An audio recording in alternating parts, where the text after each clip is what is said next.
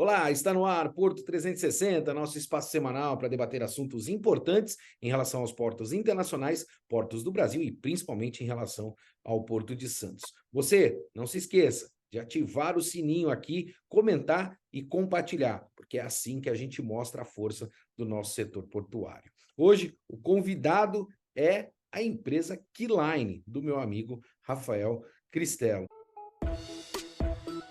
Porto 360. Patrocínio T2S Tecnologia. Brasil Terminal Portuário. Apoio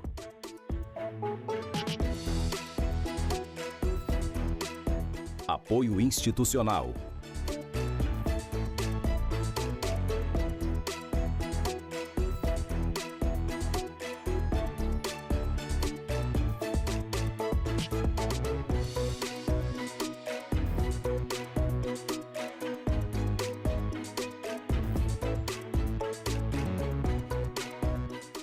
Realização Grupo Tribuna. Rafael, que prazer te ter aqui com a gente, batendo esse papo pela primeira vez aqui no Porto 360. Na verdade, a honra é minha. Tenho certeza que teremos uma conversa muito bacana aqui, frutífera e compartilhando informação sobre esse segmento tão bacana que é o navio de car carrier e sobre a Keyline. Rafael, a gente obviamente discute tecnicamente aqui no Porto 360, né? Mas eu também tenho uma audiência bastante grande aqui de pessoas que são interessadas no setor, né? O que é um navio ro-ro? Né? Todo mundo fala roll-on, roll-off, a gente sabe a terminologia em inglês, mas muita gente não conhece. Então, vou começar explicando o que é, aí depois a gente vai para a estratégia, a gente vai para o negócio e necessariamente o desenvolvimento que é importante para esse setor. Muito bacana essa pergunta. Na verdade, o navio cargueiro roll-on, roll-off, como você disse, mais conhecido como ro-ro, é um segmento muito específico dentro do universo da navegação, né?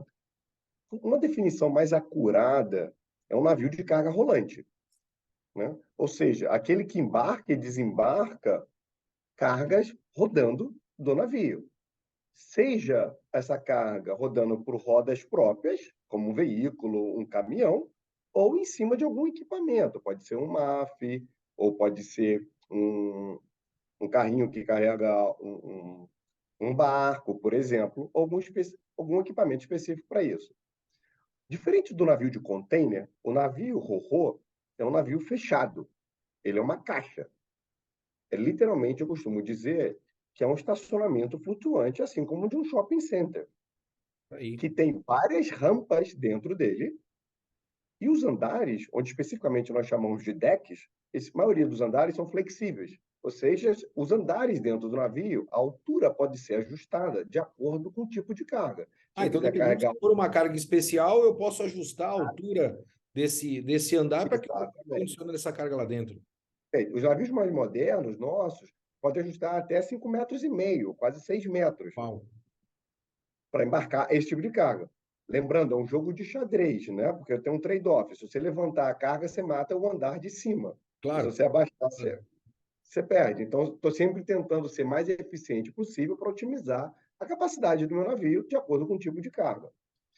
Antigamente, antes da invenção desse navio ro-ro, os veículos eram transportados como qualquer outro tipo de carga, ou seja, içados.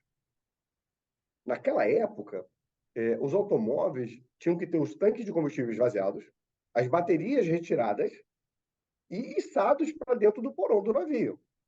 É fácil de imaginar. Peraí. Isso, eu adoro curiosidade. Então, quer dizer que o Por navio favor. estava estacionado aqui, eu ia com uma cinta, é algo É nesse... exatamente isso, perfeito entendimento. Com Pegava a uma cinta, içava ele através de um guindaste e levava para dentro do porão. Exatamente. E depois fechava o porão e colocava outro carro em cima. Uau. Fácil de imaginar quão complexo e não eficiente e, por fim, arriscado, né? O Sem que eu dúvida. costumo brincar aqui também, no container a gente protege a carga com o container. O carro, você toca no carro, né? Então, a sua carga mais preciosa, você está tocando, você está içando, imagina? Você está içando aquilo para dentro. A Keyline foi pioneira na criação do navio ro-ro, eu tenho muito orgulho disso. Em 1970, nós criamos um navio chamado Toyota Maru número 10, e nós criamos esse navio, e foi o primeiro navio ro-ro do mundo para transportar basicamente carros do Japão para os Estados Unidos. Hoje, os navios ro-ro, eles podem embarcar até 7.000 carros. Imagina, 7.000 carros. Inacreditável. E tem mais ou menos de 13 a 14 andares. Quando a gente vê um navio ro-ro no mar, lembra que tem 6 andares para debaixo d'água. É inacreditável, né? Sem dúvida. Atualmente, para terminar a sua pergunta, que é muito importante, atualmente esse segmento ro-ro ele também atende cargas especiais, ou seja, maquinários agrícolas ou cargas projeto. Esse tipo de carga, normalmente, eles estão fora do padrão convencional do container. Ou seja, altura, peso, esse tipo de carga não pode ser embarcado num container. E aí o ro-ro entra como uma solução super eficiente para embarcar esse tipo Por de exemplo, carga. se eu quiser transportar um super iate, eu levo ele dentro do Exatamente. ro-ro, né? Então, Pode ser um reator, transformador, pá eólica. Ou... A gente, recentemente, eu estive nos Estados Unidos, eu fechei um contrato muito bacana, em que a gente exporta do Brasil fuselagem de avião e asas de avião dentro do navio ro-ro, regularmente saindo de Santos para os Estados Unidos. O avião executivo hoje, número 1 em venda nos Estados Unidos, é produzido no Brasil. A fuselagem e a asa saem do Brasil de navio ro-ro, chega nos Estados Unidos, apenas juntam as duas partes e sai voando para o cliente final deles. inacreditável. Sensacional, né? Inacreditável. A Sensacional. logística disso é assim, É impressionante, né? algo fantástico. Mas deixa eu te fazer uma pergunta, Por favor. obviamente, né? Porque eu preciso fazer esse tipo de provocação, já que a gente está explicando aí as operações do navio ro-ro. Eu vejo, às vezes, ali na entrada da barra aqui da Ponta da Praia, né? No Porto de Santos, entre outros portos também, a gente vê aquele navio fechado, né? Então, Uhum. já aprendeu que ele é um navio ro-ro, mas eu vejo que em algumas circunstâncias você tem container também no topo desses navios e você tem alguns guindastes ali em cima. Esse navio ele também opera esse tipo de carga, ou seja, ele pode ser um navio de dupla função. Multipropósito, vou te ajudar. É isso. Perfeita pergunta também. Isso são alguns segmentos. Algumas empresas, para atender alguns portos pequenos, dentro do segmento ro-ro, se criou-se um navio de multipropósito, que é um navio container e ro-ro, que a gente chama de com-ro-ro. Né? Mas é um navio específico para atender alguns mercados. Você imagina, por exemplo, mercados pequenos no Caribe, que se você levar um navio ro-ro lá, você não teria uma demanda. E, por outro lado, também não tem demanda por um container. Então, você cria esse tipo de navio que ele pode atender de mercados específicos. Mas esse não é o padrão. E ele também perde muita eficiência nisso. Os Claro. navios grandes ro-ro são navios dedicados, que eu chamo de pure car carriers, que transportam, e esses navios fazem as grandes rotas. Esse tipo de navio que você viu, eles fazem as rotas menores, principalmente mercados que não conseguem ser atendidos pelas rotas troncos, que a gente chama, O que a gente são chama os navios de maiores. arranjo logístico mundial que a gente tem, né? Exatamente. Você tem navio atendendo algumas rotas e outras especificamente que têm outros tipos de necessidade. Rafael, você participou Perfeito. do nosso segundo encontro Porto e Mar, você esteve na mesa de debates comigo, né? E você fez alguns comentários, né? Principalmente quando a gente olha pelo prisma da carga ou da operação logística, a gente não está olhando especificamente o terminal, porque por incrível que pareça, né, para o cidadão comum, quando a gente fala de porto, ele olha o terminal, né, ele enxerga o terminal, ele vê que existe ali uma quantidade de terminais dentro de um porto e talvez no pensamento dele o porto se restringe a isso. E a gente percebe, a gente sabe muito bem que é muito maior a Interlândia que a gente tem das operações não só logística, mas também portuárias. E você falou a respeito, principalmente, do que está acontecendo hoje. Isso me marcou muito, né? Eu te provoquei no evento Porto e Mar e quero te provocar de novo aqui no Porto Por 360 favor. do que está acontecendo na Argentina hoje, né? A gente vem passando por um processo de transição político no nosso país e a gente está muito preocupado, né, com a questão de taxação de importação, principalmente, porque quando a gente fala do agronegócio, eu vou fazer uma pergunta um pouco mais abrangente, porque eu tenho plena certeza que você vai acompanhar o meu raciocínio. Porque quando a gente fala do agronegócio, não é só a exportação do grão, né? Eu comentei isso na mesa de debates também, né? As pessoas olham a exportação, o Porto bateu recorde de movimentação, eles imaginam que a soja foi colocada no caminhão, o caminhão veio para Porto de Santos e foi embora. Mas você tem toda uma estrutura de plantio da soja, ou seja, tem máquina agrícola, o Newton da GM, né, fez uma colocação muito curiosa, ele falou, Maxwell, a gente importa muito, exporta e fabrica S10, porque o agro usa muito esse tipo de veículo, Uhum. né, para poder transportar o fertilizante, enfim, dentro das grandes fazendas. Como é que você faz essa avaliação, principalmente do momento político que a gente está vivendo agora, né? E, de novo, o que está acontecendo lá na Argentina? Porque eu, particularmente, fiquei muito preocupado. Excelente ponto. Deixa eu analisar primeiro um pouco do macro sobre o nosso vizinho, o hermano, e que principalmente ele tem um fator muito importante na nossa economia, porque ele é o maior comprador de automóveis e máquinas agrícolas do Brasil. Então, qualquer coisa que aconteça num país nosso vizinho impacta diretamente com a gente. A Argentina tem um problema gravíssimo de balança comercial. Historicamente, o argentino ele se acostumou a dolarizar a economia dele. Então, muitas vezes, quando você vai na Argentina, o hotel é em dólar. Ou você sai Sim. para jantar, o argentino compra dólar, por historicamente. E hoje ele tem um problema de balança comercial com a saída de dólar e pouca entrada em dólar, porque a economia está em crise, existe um risco de moratória, e então os investidores estrangeiros estão receosos em colocar investimentos na Argentina. Como uma medida de curto prazo, o governo local decidiu restringir a saída de dólares do país, seja limitando a importação ou simplesmente bloqueando a saída de pagamentos para fora do país. Uma medida que nos afetou diretamente no setor automotivo é a criação de uma licença de importação, chamada CIMI, para importar máquinas agrícolas ou carros para a Argentina, né? Uma ordem de grandeza, o mercado argentino chegou a vender 900 mil carros por ano. Ano passado, esse ano, deve fechar por volta de 350. Estou falando de quase um terço do tamanho do mercado. Ah, Rafa, mas então a demanda caiu? Não, a demanda não caiu. Existe uma demanda lá, contudo, o governo está restringindo a importação de veículos. Montadoras, principalmente aqui em São Paulo, já não exportam para a Argentina há muito tempo, ou exportam em volumes pequenos, porque o governo não deixa importar esse veículo. Tivemos casos recentes de caminhões e máquinas agrícolas retornando da Argentina, porque essa unidade, esse produto ficou no porto por muito tempo, não conseguiu essa licença, passou um ano, a gente trouxe de volta para tentar vender aqui no Brasil. Então, é um problema grave que afeta o Brasil diretamente e, inclusive, montadoras em São Paulo estão reduzindo a produção porque não conseguem escoar o veículo para a Argentina como normalmente deveria ou como se planejou para fazer. Por outro lado, também afeta a própria indústria deles, que é a falta de peça. Uma vez que você restringe também a importação de peça e de todos os E componentes dos veículos. afeta o processo de fornecimento e reposição dessas peças, né? Exatamente. Então, afeta o processo de reposição dessas peças. Uma montadora de caminhões, eu estive visitando eles há 2 semanas, na Argentina, me disse que caminhão usado está mais caro que caminhão novo, porque o caminhão novo simplesmente não tem para vender. Inacreditável. Inacreditável. Eu acho que a gente chegou no maior gap entre o dólar oficial e o dólar blue, que eles chamam, né? Que é o dólar paralelo. Eu cheguei a trocar na Argentina um dólar por 300 pesos, sendo que o oficial é 130.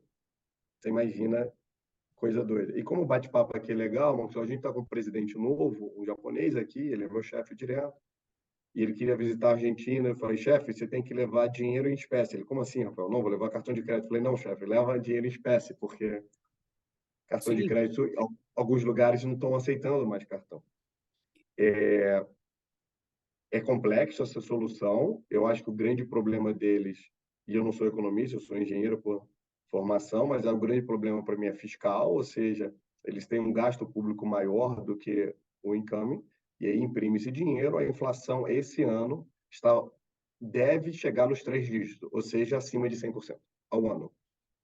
Eu fico preocupado com essa tua colocação, porque a gente vem recebendo navios, né, feeder, navio de longo curso, cada vez maiores aqui no Porto de Santos, né? E isso demonstra aí a importância que o Porto de Santos tem como hub, ou até propriamente como um gateway, né? Vamos se dizer assim, de outros portos, e principalmente para os portos da Argentina e do Uruguai, né? Porque a gente tem um rio ali que é navegável e que tem uma limitação de canal significativo, né? E se essas rotas começam a ser afetadas também, é evidente que o nosso custo logístico começa a aumentar e aumentar significativamente, porque, na verdade, esses outros navios, né, desse eixo que a gente fala logístico, começam a deixar de ter cargas, e aí as companhias precisam remanejar esses navios, como deve ser o caso especificamente de você também. Mas a gente sabe da presença da Keyline mundialmente falando, mas deixa eu trazer para o universo aqui do Brasil, e a gente percebe que no Porto de Santos, particularmente, a gente tem um terminal para embarque de veículos, né? Nós somos o maior porto do Hemisfério Sul com um terminal somente. E eu gosto muito de utilizar essa colocação em uma oportunidade que eu estive em Roterdã, né, conversando com o diretor da autoridade portuária de lá, e ele falou, Maxwell, aqui é o Maslach 2 e a gente está pensando em fazer o 3, né? Aí eu falei, para quem vocês vão fazer o 3? Ele virou para mim e falou assim, não importa, a nossa obrigação é disponibilizar área. Quem quiser a área, tá aí para que venha e comece a fomentar os seus negócios. Aqui a gente tem um modelo diferente, né? Não vou entrar muito nessa questão, mas a gente tem uma política da escassez, né? Então tem pouca área, a gente não expande, e aí tem uma guerra gigantesca pela aquela pequena quantidade de área. Por que eu fiz essa colocação? Como é que está o mercado, né, para essas operações específicas com navios ro-ro aqui no Brasil? No Porto Santos, eu te pontuei, a gente tem um terminal tão somente. Bela pergunta. Primeiro, exaltar, apesar de ter só um terminal, o TEV é, sem dúvida, o terminal mais eficiente na América Latina que eu conheço para car carrier, em Se termos de puder me tecnologia, permitir em fazer um termos de pequeno operação. recorte, quem quiser ir lá no Globoplay, eu fiz embarque de veículos no Porto 360 e é realmente espetacular a Sensacional. operação do TEV, né?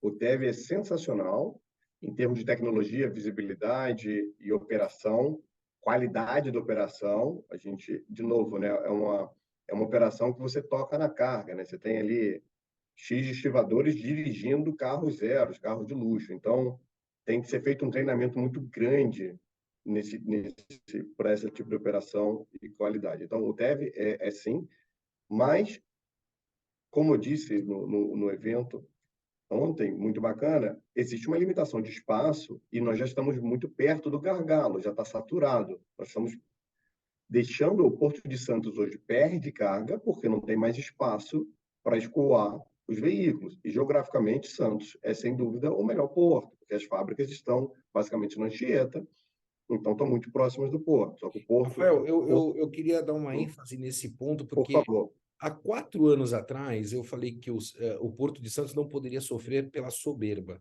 né?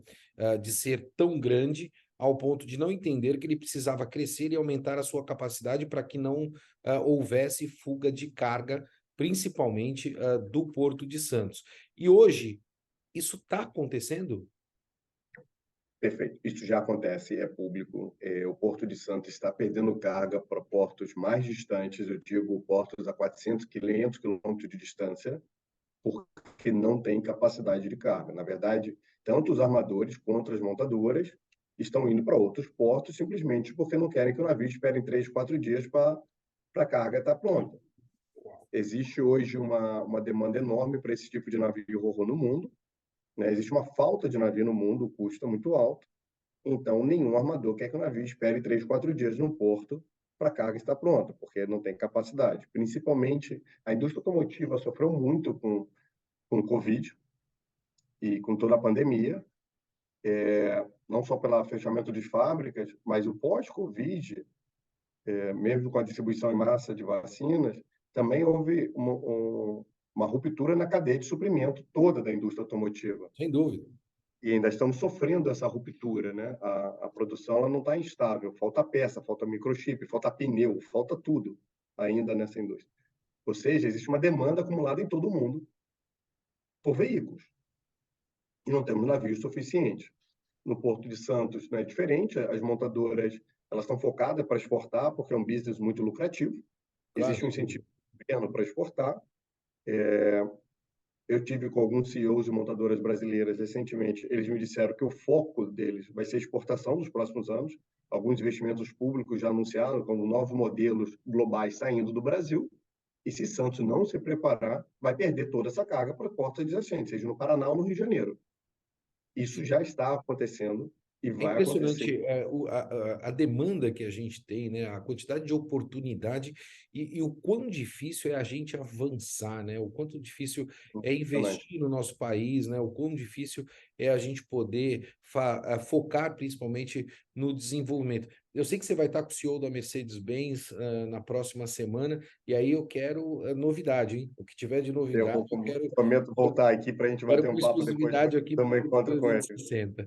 Rafael, a gente está chegando ao final do nosso programa, mas eu queria ainda fazer duas perguntas, né? Qual é a tua perspectiva para 2023? Né? Essa é a minha primeira pergunta.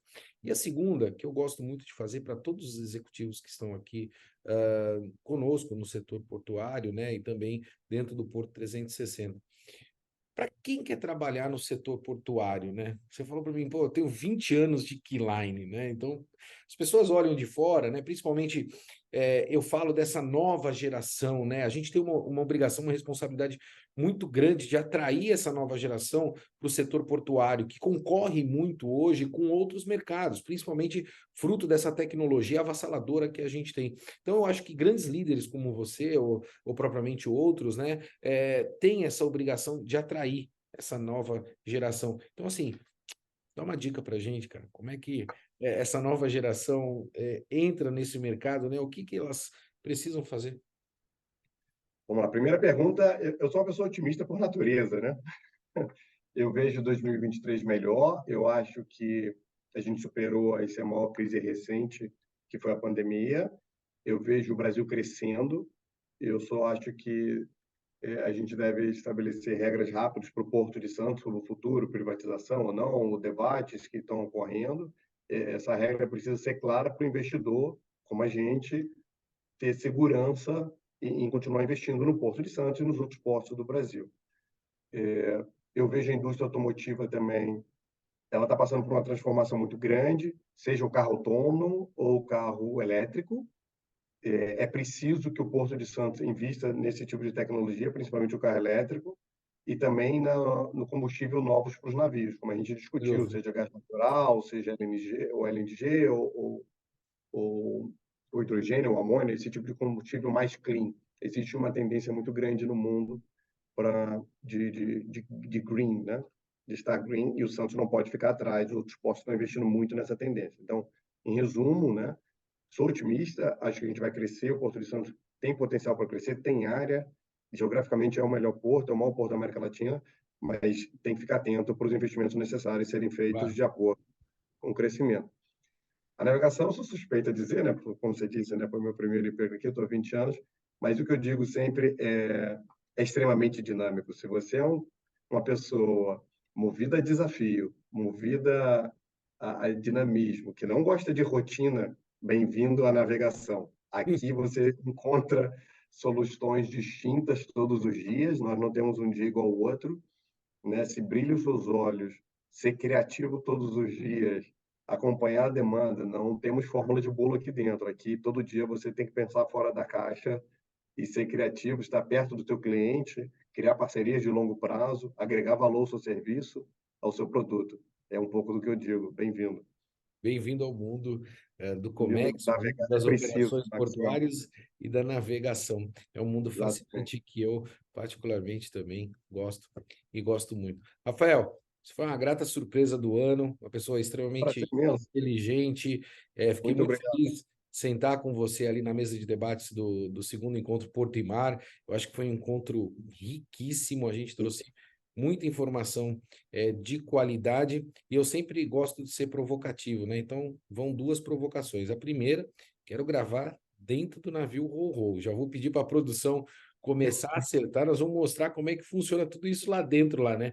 Vamos aumentar, diminuir os andares do navio, vamos mostrar as operações lá dentro também. E segundo, a gente tem um encontro ESG acontecendo dentro do setor portuário, né? Aqui no Grupo Tribuna, dia 23, e é óbvio que a Aquiline também está convidado. Meu amigo, muito obrigado pela tua Abraço, presença obrigado pelo aqui. convite. Prazer enorme te ter. Igualmente.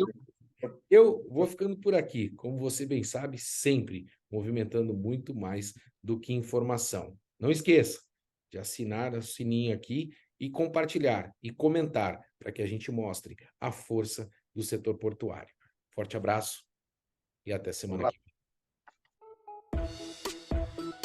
Porto 360.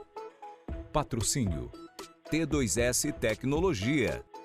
Brasil Terminal Portuário. Apoio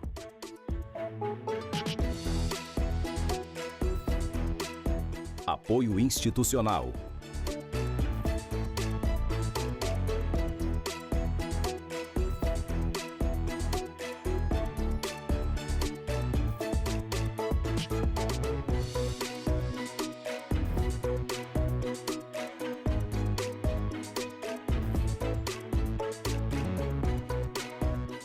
Realização Grupo Tribuna.